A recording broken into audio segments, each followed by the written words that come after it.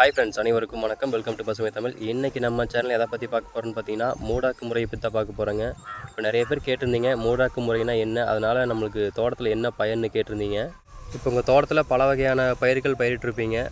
அந்த பயிருக்கு கீழே களைகள் வராமல் தடுக்கிறதுக்காக காஞ்ச புல், காஞ்ச இலை, இல்லைன்னா தேங்காய் ஓலை, தேங்காய் மட்டை, அந்த மாதிரி பலதை போட்டு மூடாக்கு பண்ணுறதுனால உங்களுக்கு களைகள் கண்ட்ரோல் ஆகுங்க. இதுக்கு பேர் தான் மூடாக்கு முறைன்னு சொல்லுவாங்க.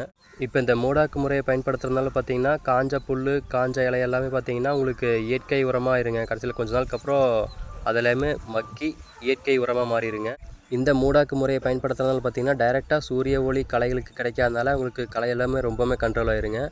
அது மட்டும் இல்லைங்க, இப்போ நீங்கள் தண்ணி கட்டுறீங்கன்னா ஒரு 4 நாள் அது காஞ்சிருங்க. இந்த மூடாக்கு முறையை பயன்படுத்துறதுனால பார்த்தீங்கன்னா, தண்ணி சீக்கிரம் ட்ரை ஆகாது. குறைஞ்ச ஒரு 7 to 8 நாள் வரைக்கும் உங்களுக்கு மண்ணில் ஈரப்பதம் அப்படியே இருக்குங்க. இதனால் பார்த்தீங்கன்னா, வெயில் காலத்துலேயும் உங்களுக்கு செடிகளுக்கு ஹீட் அதிகமாக இருக்காதுங்க. இதனால் உங்களுக்கு நல்ல வளர்ச்சியும் லாபமும் கிடைக்குங்க.